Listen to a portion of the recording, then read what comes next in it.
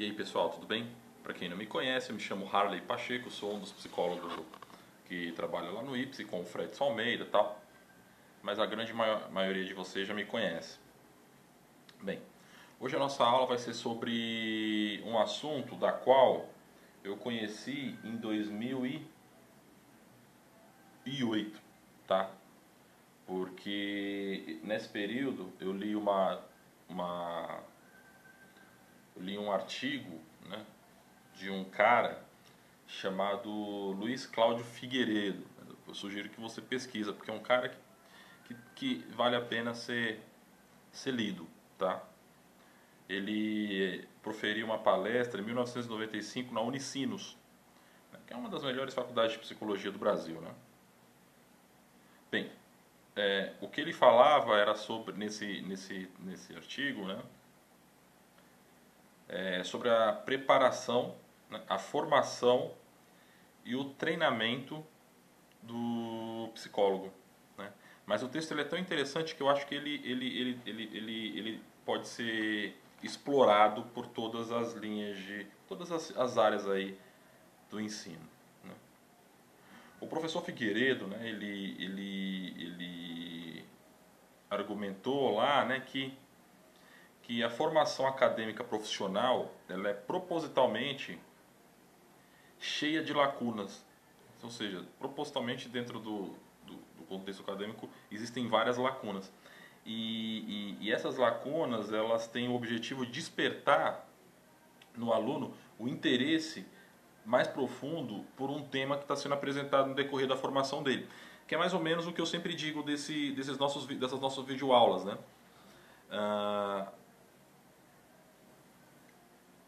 Essas vídeo, eu acho que assim, essas videoaulas elas não servem como elas servem na verdade para que você, né, escute e aí sim desperte o interesse em buscar o autor original, né? Mas eu tento fazer isso de uma maneira mais, né, mais coloquial, de maneira mais, entre aspas, lúdica, né? Não sei se consigo, mas é o objetivo, tá? E quando o professor fala isso no artigo, eu vi que de fato, né, é isso mesmo, né? Porque essa é a mesma lógica que eu aplico. Eu não sei se é isso de fato nas universidades, mas é a lógica que eu aplico e eu imagino que seja, né, aconteça dessa forma. Mas, pois bem, né? Ademais, o aluno ele vai se deparar com a necessidade de buscar por certos conhecimentos que ele não teve na faculdade, né? E para que essas lacunas elas sejam completamente preenchidas, né? Mas, e dessa forma, ele tem uma boa formação. Só que aí é que tá. Eu acho que é um problema. Por quê? Porque hoje em dia ninguém vai mais atrás, né, do conhecimento. O aluno se restringe àquilo ali, que é o que é ministrado na aula, e se contenta. O cara paga uma bala para ir para a faculdade, na maioria das vezes, né, porque o mundo é feito, no mundo tem mais universidade privada do que pública, porque existem mais pessoas que não têm acesso à universidade pública e vai para a privada. Lógico, logo, tem muito mais gente pagando faculdade e o cara paga para não estudar. É um negócio surreal, né? Eu digo isso porque eu era uma das pessoas que iam pro bar, né? Só que eu pelo menos, não ia pro bar quando eu de fato tinha conteúdo, quando, né? Eu era aquela pessoa que estudava e que estava no bar, não aquela pessoa que estava no bar, né? Mas eu consigo dizer que que essas lacunas elas acabam não sendo preenchidas, né? Porque os alunos eles não vão atrás desse conhecimento, têm preguiça de ler e acabam utilizando dessa ferramenta que a gente está usando agora, que é essas aulas virtuais, esses cursos, né, mais superficiais ou essas explicações que deveriam na verdade para despertar o aluno e não ser uma referência, né? E eu digo isso dos meus vídeos, tá? Isso aqui é para te despertar o interesse, não é para você usar como referência. Se você está usando como referência, tá errado. Se você está fundamentando toda a tua cultura, todo o teu conhecimento em cima desses vídeos do YouTube que a gente posta, você tá assim, você é um aspone. Entendeu? É isso que você é, tá? Ou um preguiçoso, né? Ou um preguiçoso que não quer ler o livro, o original, né? Mas isso também não importa, né? Mas isso é foda, porque você chega no mercado de trabalho já com conteúdo extremamente cheio de lacuna que a faculdade te oferta. E essas lacunas você replica no mercado de trabalho. Quando eu digo você, eu estou falando de uma maneira geral, não é você especificamente, né? A não ser que você se enquadre, evidentemente. Né? E você acaba replicando, e aí você vira aquele profissional medíocre que não acha que não arruma emprego. Pá. Se bem que isso também tem, com esse nível de desemprego que tem em 2018 aí, não, né? Mas enfim, a, a, a, o objetivo é que o aluno ele saia sem lacunas da faculdade e aí chegue no mercado de trabalho mais preparado, melhor qualificado, para que ele possa de fato exercer as atividades que exigem dele, né? E se sentir mais seguro também diante aí dos acontecimentos, né? Eu vejo que lá onde eu trabalho mesmo é uma empresa que cheia de aspone, entendeu? E assim, né? Assim, como todas as empresas, né? Eu já trabalhei em empresas que tinha, assim, pessoal alto nível e tal, e que você vê que é muito mais preparado do que a maior parte das pessoas que a gente conhece. Parece que quanto mais o tempo passa, mais difícil fica das pessoas, dos profissionais chegarem preparados. E aí você que é preparado acaba se tornando, né, o motivo de chacota, porque você é um cara inteligente, enfim. Né? O Vygotsky, que eu sei que você conhece, se você não conhece, vale a pena também você dar uma googada aí para saber quem é. Ele diz lá na teoria do aprendizado dele que o aprendizado ele nos faz perceber que a figura do professor ele é um andaime mediador entre o conhecimento proporcionado pela formação, né, e a absorção desse conteúdo, né, que é propagado pelo professor, evidentemente, né. O professor dentro da universidade ele tem que ser o tutor no seu trabalho, né? Ele tem que ser esse andaime, esse mediador, o cara que te oferece o conteúdo e que te guia, né? Mas também, porque eu estou falando isso porque a gente sabe que uma curiosidade, embora essa palestra tenha sido em 2095, eu tenha tido contato com ela em 2008, a gente está em 2018, ou seja, passou 10 anos que eu tive contato e parece que a coisa é muito louca, porque você vai nas universidades, pelo menos nas universidades públicas, o cara cruza os braços, entendeu? Assim, surreal.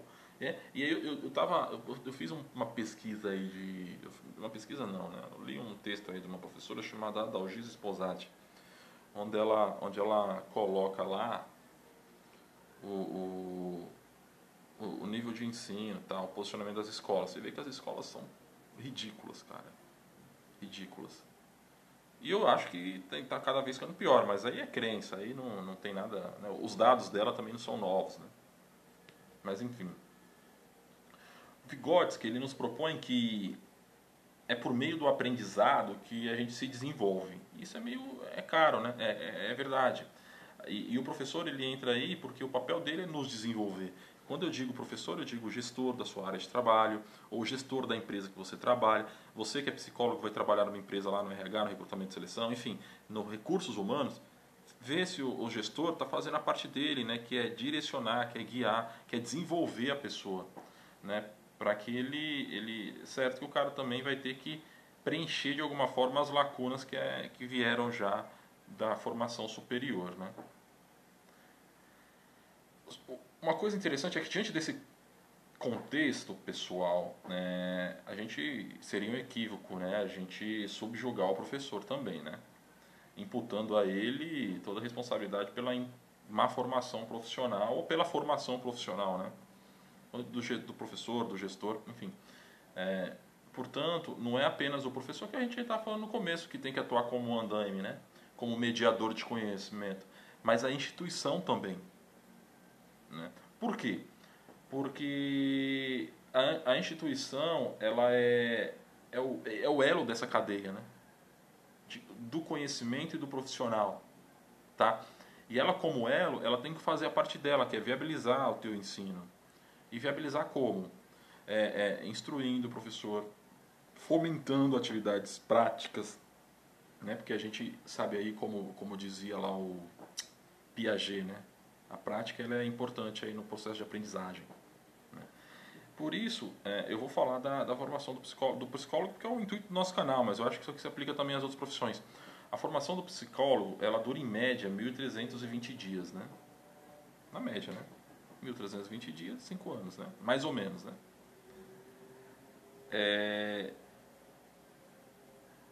Dias esses, pessoal, que o aluno se dedica quase que exclusivamente, indireta e diretamente, à sua formação, à sua preparação. Porque tudo que ele faz em detrimento da sua realização pessoal, que é de fato, o final das contas, é se formar, né, e achar um emprego, né? Concluir a formação.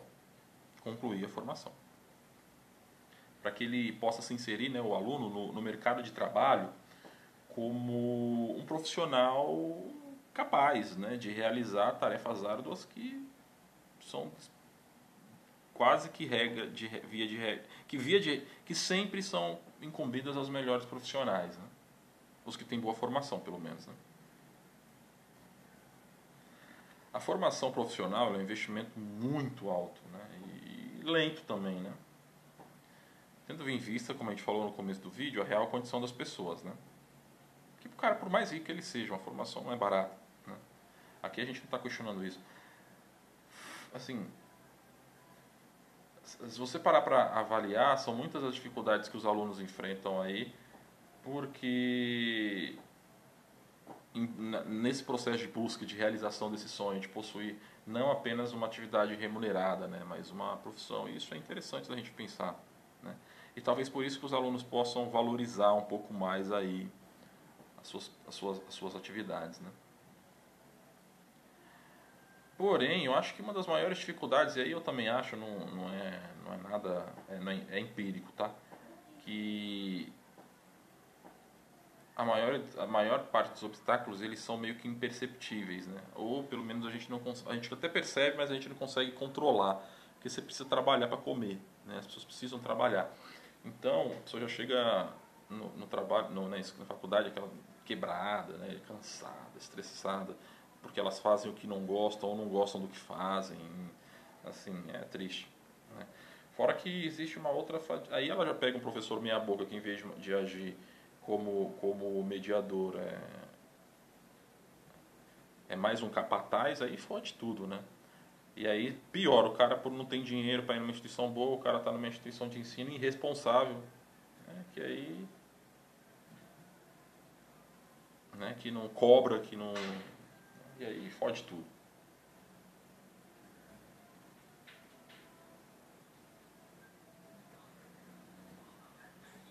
É lamentável, porque as instituições de ensino... E aí, cara, vai me dar um abraço? Olha quem está aqui comigo, ó. Dá um pessoal aqui. Oi! Tá assistindo? Tá bom. Fora que, assim, uma outra fragilidade que a gente está falando, as instituições, elas cobram caro e assim, um custo altíssimo para se manterem capazes de formar profissionais de boa safra, né? E essa concepção, ela pode ser expandida, né, eu acho que quase que a todas as áreas do conhecimento, que é uma questão que eu também tinha dito anteriormente, né?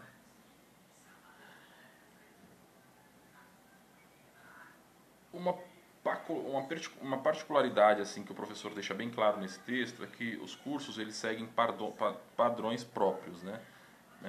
Que são orientados aí pelo Ministério da Educação, lamentável, né? Por padrões que são, via de regra, alterados sempre. Você pode ver, eu estava vendo ontem um negócio já é ruim. Eu vi ontem na televisão os caras mudando, querendo igualar as bases curriculares, né? Se fosse num país sério, fosse num mundo sério, num lugar sério, falar, não, show de bola, do caralho, você vai pegar o conteúdo daquelas melhores escolas e replicar nas ruins.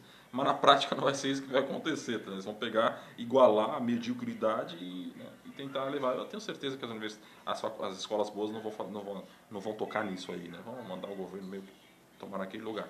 Porque é tipo o bagulho da bagagem do avião. O cara lá fala, não, vamos mudar, vamos deixar de cobrar. Aliás, agora você vai pagar pela a bagagem, porque quem não vai levar a bagagem e mais barato, tipo assim, se você acreditou nisso, é um trouxa, né? E na verdade o que eles vão fazer é aumentar o preço, e fizeram, né, na verdade, aumentar o preço da passagem e aumentar o preço da passagem e ao mesmo tempo começar a te cobrar pela bagagem, né? Então você vê que são, assim, é lamentável, né? Mas na prática é isso aí, né? Assim, assim, cada não tem padrão, não tem nada, é uma bagunça. E aí o que acontece? Cada curso ele vai dar ênfase, cada instituição, cada curso vai dar ênfase, cada coordenador vai dar ênfase em algum domínio muito específico da formação da ciência que está sendo estudada, quando na verdade ele deveria dar algo mais amplo, né? Até para ter um padrão de conhecimento mais geral que proporcionasse uma visão maior acerca aí do todo, né?